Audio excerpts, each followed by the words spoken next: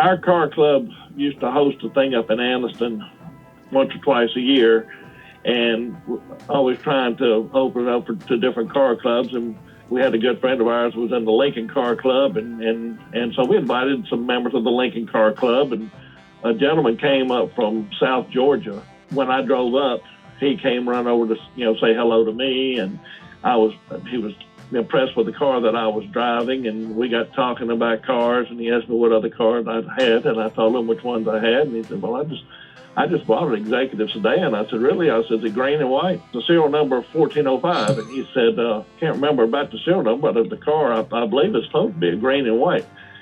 And I said, well, I bet you got my car. And we sat there that afternoon and talked. He made some comment, and I said, let me ask you this. I said, the windshield got cracks in it? He said, yeah.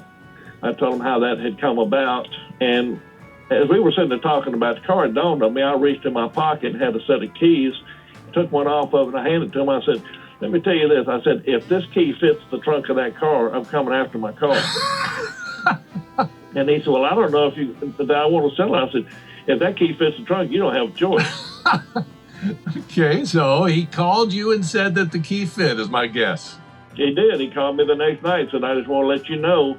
We pulled in the driveway, and I told my mother to sit here just a minute. I had to do something. And he said, I went out there to the car and said that key fit, went in the lock and turned the lock just like you said it would. And so that following Sunday, I met him in Albany, Georgia, and got the car and drove it home. Was it a tough negotiation? Did he realize that he had something you really wanted?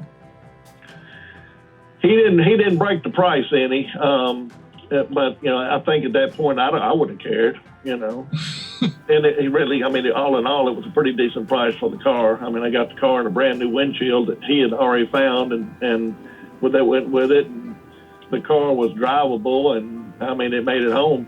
So.